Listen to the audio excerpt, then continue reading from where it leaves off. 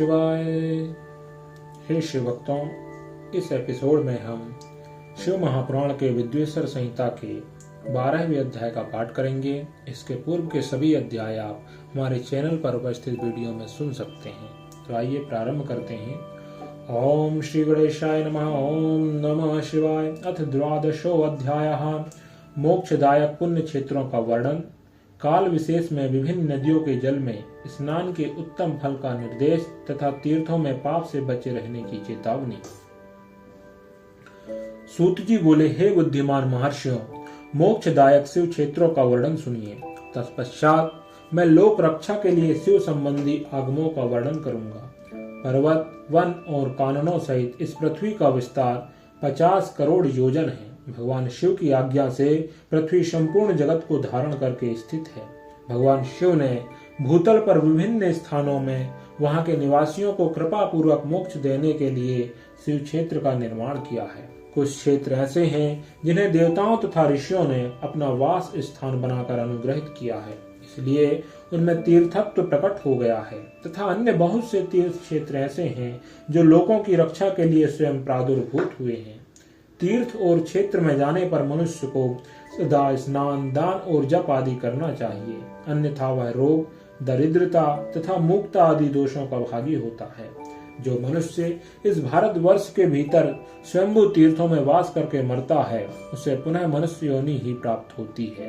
हे ब्राह्मणों, पुण्य क्षेत्र में पाप कर्म किया जाए तो वह और भी दृढ़ हो जाता है। अतः पुण्य क्षेत्र में निवास करते समय थोड़ा सा भी पाप न करें। जिस किसी भी उपाय से मनुष्य को पुण्य क्षेत्र में वास करना चाहिए। सिंधु और गंगा नदी के तट पर बहुत से पुण्य क्षेत्र हैं। सरस्वती नदी परम पवित्र और 60 मुख वाली कही गई है, अर्थात उसकी 60 धाराएं हैं। जो विद्वान पुरुष सरस्वती की उन धाराओं के तट पर निवास करता है, वह क्रमशः ब्रह्म पद को पा लेता है। हिमालय पर्वत से निकली हुई पुण्य सलिला गंगा 100 मुख वाली नदी है। उसके तट पर काशी आदि अनेक पुण्य क्षेत्र हैं। वहां मकर राशि के सूर्य पर होने पर गंगा की तटभूमि पहले से भी अधिक प्रशस्त एवं पुण्यदायक हो जाती है। सोनभद्र नदी की 10 धाराएं हैं। वह बृहस्पति के मकर राशि में आने पर अत्यंत पवित्र तथा अभीष्ट फल देने वाला हो जाता है। उस समय वहां स्नान और उपवास करने से विनायक पद की प्राप्ति होती है। पुण्य सलिला महानदी नर्मदा के 24 मुख स्रोत हैं। उसमें स्नान तथा उसके तट पर निवास करने से मनुष्य को वैष्णव पद की प्राप्ति होती है। तमसा नदी के 12 तथा रेवा के 10 मुख हैं। परम पुण्यमयी गोदावरी के 21 मुख बताए गए हैं। वह ब्रह्म हत्या तथा गोवध के पाप को भी नाश करने वाली हैं एवं रुद्र लोक देने वाली हैं। कृष्ण वेणी नदी का जल बड़ा पवित्र है। वह नदी समस्त पापों का नाश करने वाली है। उसके 18 मुख बताए गए हैं तथा वह विष्णु लोक प्रदान करने वाली है। तुंगभद्रा के 10 मुख हैं। वह ब्रह्म लोक देने वाली है। पुण्य सलिला सुवर्ण मुखरी के 9 मुख कहे गए हैं। ब्रह्मलोक से लौटे हुए जीव उसी के तट पर जन्म लेते हैं। सरस्वती, पंपा, कन्याकुमारी तथा शुभ कारक श्वेत नदी ये सभी पुण्य क्षेत्र हैं। इनके तट पर निवास करने से इंद्रलोक की प्राप्ति होती है। सह पर्वत से निकली हुई महानदी कावेरी परम पुण्यमयी है। उसके 27 मुख बताए गए हैं। वह संपूर्ण अभीष्ट वस्तुओं को देने वाली है। उसके तट स्वर्ग लोक की प्राप्ति कराने वाले तथा ब्रह्मा और विष्णु का पद देने वाले हैं। कावेरी के जो तट शैव क्षेत्र के अंतर्गत हैं, वे अभीष्ट फल देने के साथ ही शिवलोक प्रदान करने वाले भी हैं। नैमिषारण्य तथा बद्र का आश्रम में सूर्य और बृहस्पति के मेष राशि में आने पर यदि स्नान करें तो उस समय वहां किए हुए स्नान, पूजन आदि को ब्रह्मलोक की प्राप्ति कराने वाला जानना चाहिए। सिंह और कर्क राशि में सूर्य की संक्रांति होने पर सिंधु नदी में किया हुआ स्नान तथा केदार तीर्थ के जल का पान एवं स्नान ज्ञानदायक माना गया है। जब बृहस्पति सिंह राशि में स्थित हों, उस समय सिंह की संक्रांति से युक्त भाद्रपद मास में यदि गोदावरी के जल में स्नान किया जाए तो वह शिवलोक की प्राप्ति कराने वाला होता है। ऐसा पूर्व काल में स्वयं भगवान शिव ने कहा था। जब सूर्य और बृहस्पति कन्या राशि में स्थित हों, तब यमुना और सोनभद्र में स्नान करें। वह स्नान धर्मराज तथा गणेश जी के लोक में महान भोग प्रदान करने वाला होता है।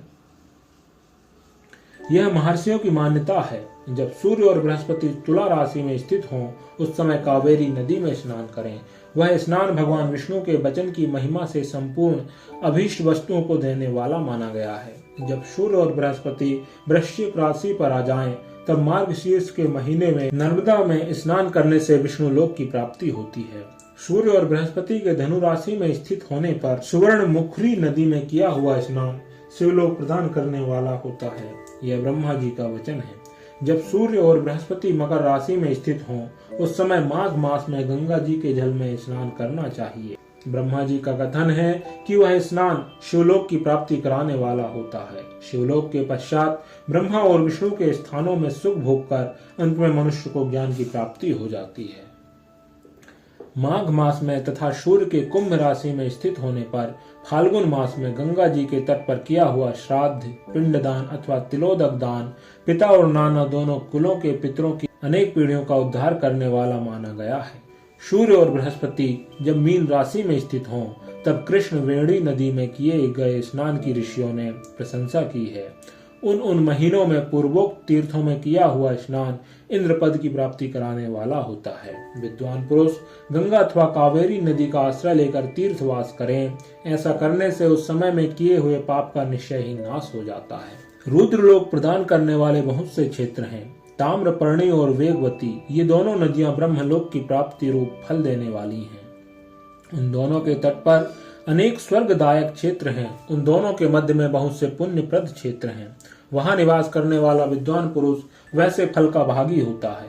सदाचार, उत्तम वृत्ति तथा सद्भावना के साथ मन में दया भाव रखते हुए विद्वान पुरुष को तीर्थ में निवास करना चाहिए, अन्यथा उसका फल नहीं मिलता।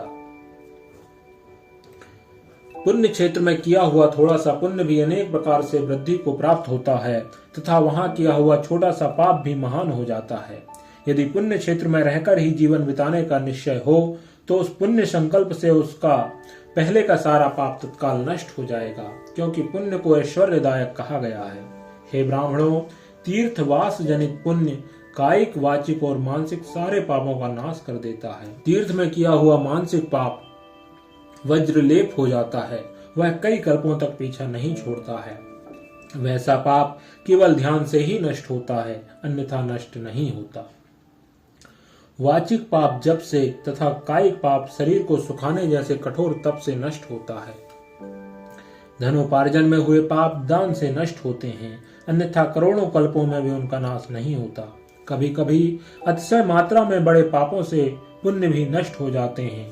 पुण्य और पाप दोनों का बीजांश वृद्ध्यांश और भोगांश होता है। बीजांश का नाश ज्ञान से, वृद्ध्यांश का ऊपर लिखे प्रकार से तथा भोगांश का नाश भोगने से होता है।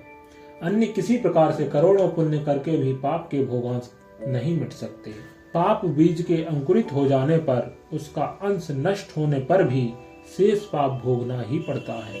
देवताओं की पूजा, ब्राह्मणों को दान तथा अधिक तप करने से समय पाकर पाप भोग मनुष्यों के सहने योग्य हो जाते हैं। इसलिए सुख चाहने वाले व्यक्ति को पापों से बचकर ही तीर्थवास करना चाहिए। इति श्री शिव महापुराणे प्रथमायां विद्वेषर संहितायां शिव क्षेत्र वर्णनम नाम 12वाध्यायः। ओम नमः शिवाय। समस्त शिव भक्तों से निवेदन है कि हमारे चैनल को सब्सक्राइब करें तथा अपने प्रियजनों से शेयर करें, ताकि भगवान शिव की महिमा का पान सभी कर सकें। ओम नमः शिवाय।